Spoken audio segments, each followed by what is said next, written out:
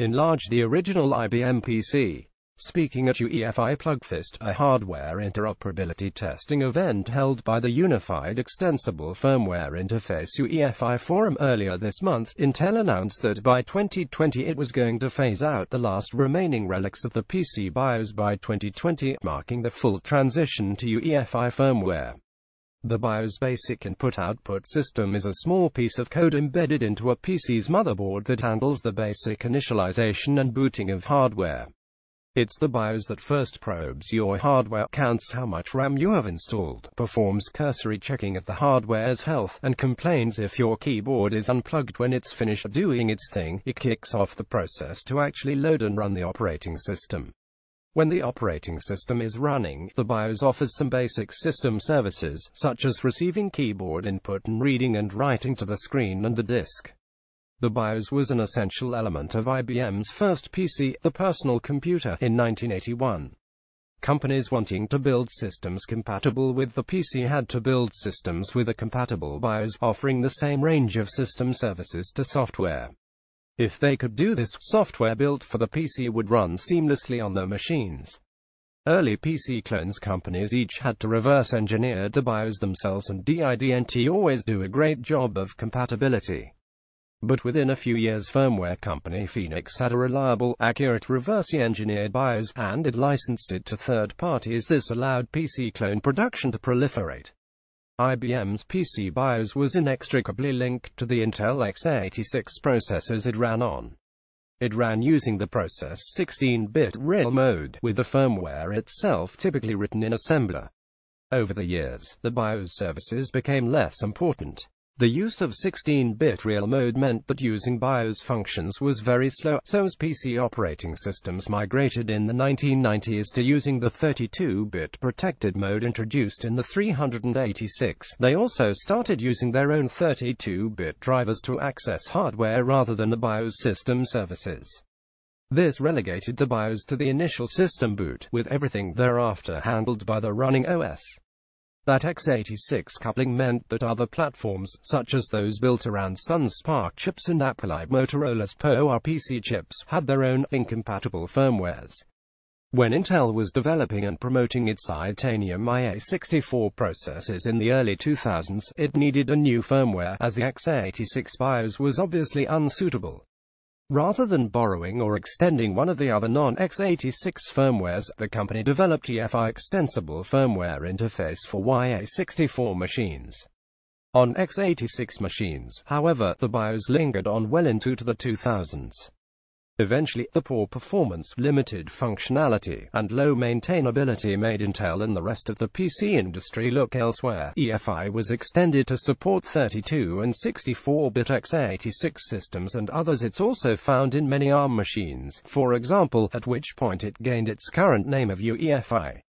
PC operating system support started to materialize around 2007. The 64-bit x86 version of Windows Vista Service Pack 1 introduced the ability to boot from UEFI. With Intel's Sandy Bridge generation of processors, introduced in 2011, PC hardware started switching in earnest to UEFI.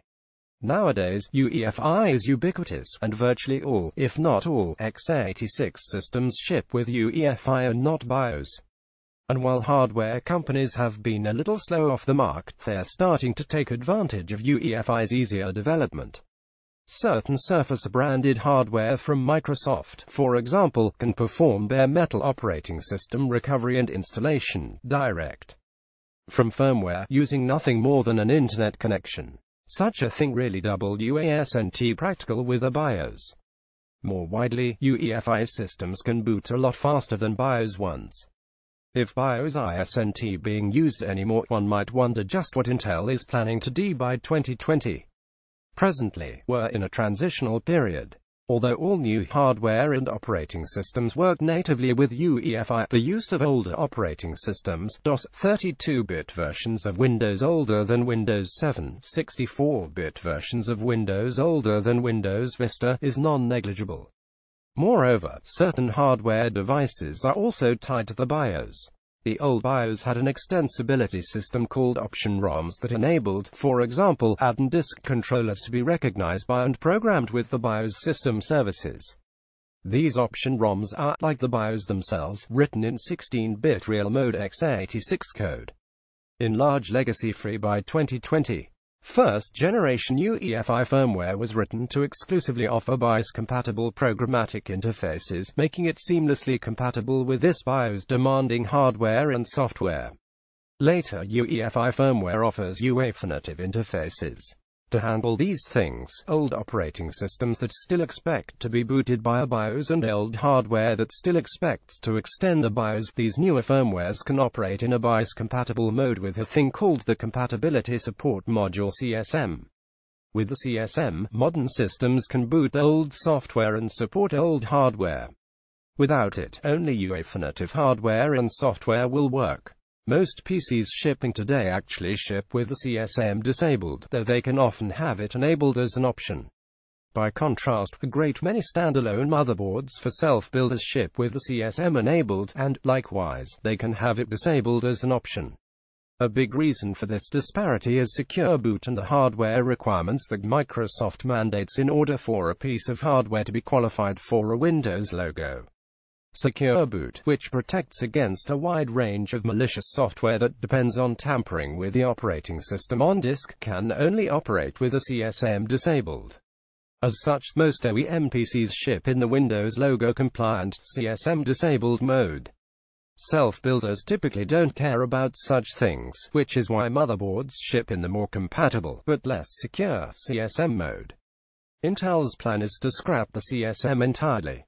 This will simplify the hardware, no need to validate it with both CSM offered on, and will mean that developers of things such as new network cards, disk controllers, and video cards no longer need to offer legacy option ROMs just in case someone is using brand new hardware with ancient software. It will also firmly relegate that old software to virtual machines or other ways of mimicking older environments. Looking forward, scrapping the CSM might also enable Intel to scrap other legacy tech. Even the very latest and greatest Intel processor, such as the Monster $13,011, 28-core, 56-thread Xeon Platinum 8180M, boots up acting as if it's a 16-bit 8086 chip and still has all the ancient 16-bit processor modes. Take away the BIOS and CSM requirement and it might open the door to also removing these legacy processor modes. There have been rumors that a future Intel x86 processor would scale back some of its legacy support, a pure 32 and 64-bit processor that dropped 16-bit compatibility would fit neatly with the plans to remove the last vestiges of the BIOS from UEFI.